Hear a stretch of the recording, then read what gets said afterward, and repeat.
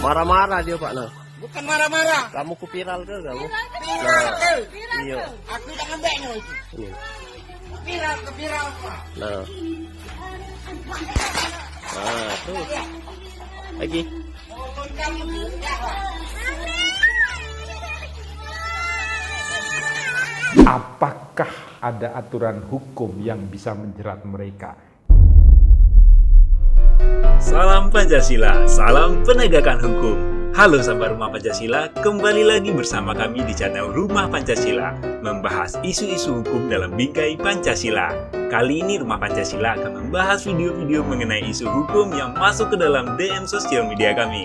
Jangan lupa untuk tetap like, share, dan subscribe channel kami, dan mari berbagi ilmu. Salam Pancasila.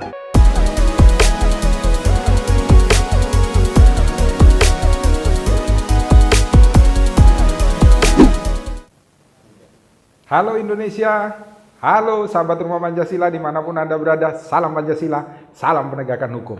Indahnya hidup di Indonesia itu karena kita berpraktek hidup Pancasila, bertuhan secara baik sehingga mampu untuk merawat, menghargai semua ciptaan Tuhan yang lain. Maka kita diwajibkan untuk mewujudkan keadilan sosial bagi seluruh masyarakat Indonesia. Prinsip terakhir daripada kita hidup di muka bumi. Maka ada lagi kami Rumah Pancasila di tag sama sahabat dari Rumah Pancasila ini video dari undercover.id ini. Video tentang seseorang yang membawa barang kiriman ke rumah kemudian mendapatkan perlakuan yang tidak manusiawi atau tidak wajar. Jadi ini kan hanya pengantar barang ini. Apa namanya Mas Tafsir biasanya? Kurir yang mengantar barang. Kemudian dimarahi, diancam, disiram air dan lain sebagainya. Termasuk yang video kali ini. Menarik nih. Suami istri marah-marah lagi. Apa mereka kurang bercumbu mungkin. Karena rumahnya mungkin kurang kamar sehingga amarah begitu meluap-luap. Saya dulu juga suka marah ini sama anak-anak di kantor, tapi sekarang mengurangi secara pelan-pelan. Marah itu jangan sampai keluar dari otak. Nah ini cukup menarik. Ada beberapa komentar di sini. Jadi kronologinya itu ada customer yang beli bor, harganya 77.000. Saat barang datang, taunya cuma kepala bor saja. Memang nggak masuk akal ada bor seharga 77.000, tapi ternyata kalau dibaca ini jelas gitu loh. Di dalam foto itu ditulis bahwa di situ kepala bor 77.000. Jadi bukan sama bornya. Harusnya sudah akal sehat kita itu sudah menggali, tidak mungkin lah masa ada bor harganya 77.000. Jadi harus baca secara teliti sehingga kita tidak kemudian melakukan sebuah perbuatan yang nantinya dapat dipidana. Kita lihat dulu. Ada teman-teman yang memberikan komentar ini. Yang pertama dari XYF RX, dia mengatakan ada lagi aja manusia goblok, garis bawahi goblok. Jadi ada saja manusia yang karena kegoblokannya, karena amarah itu membuat orang jadi goblok gitu. Jadi setengah gila, akhirnya apa? Nanti bisa terkena pidana. Kemudian ada lagi dari Nur Maulana Indra, hapuskan sistem COD.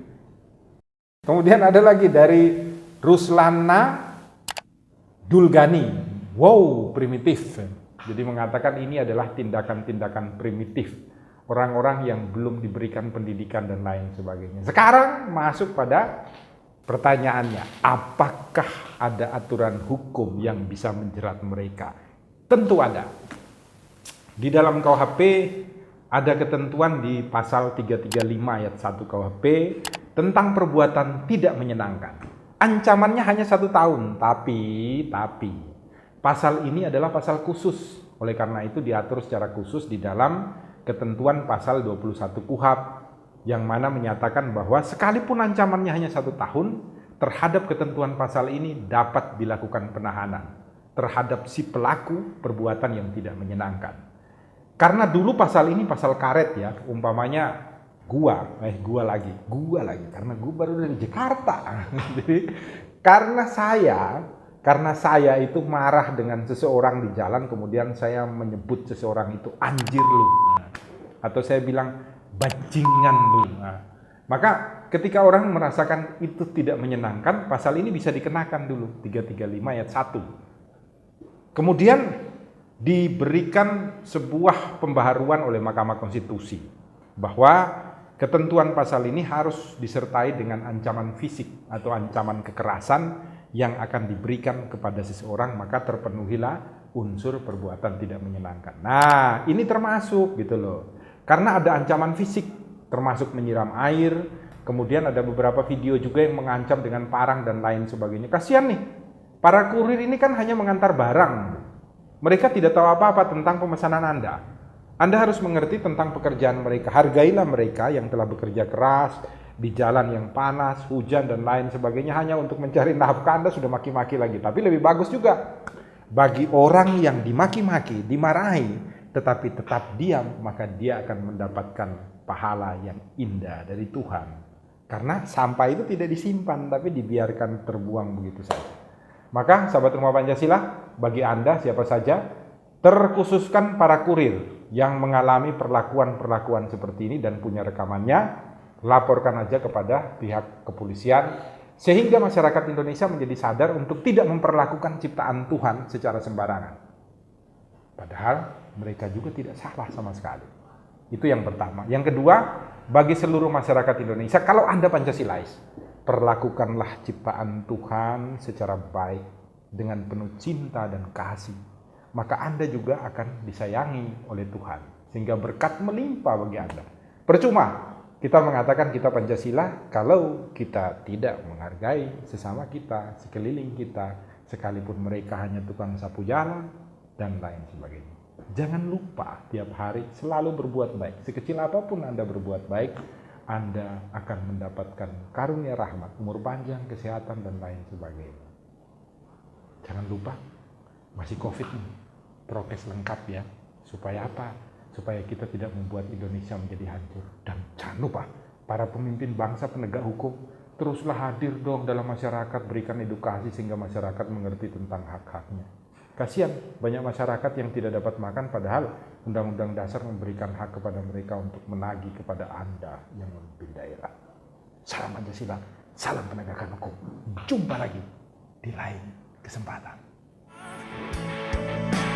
Doa untuk Nusantara, oh doa untuk Pertiwi,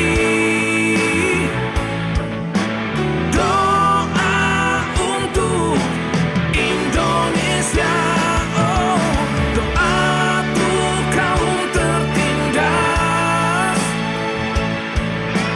doa untuk kaum tersingkir, doa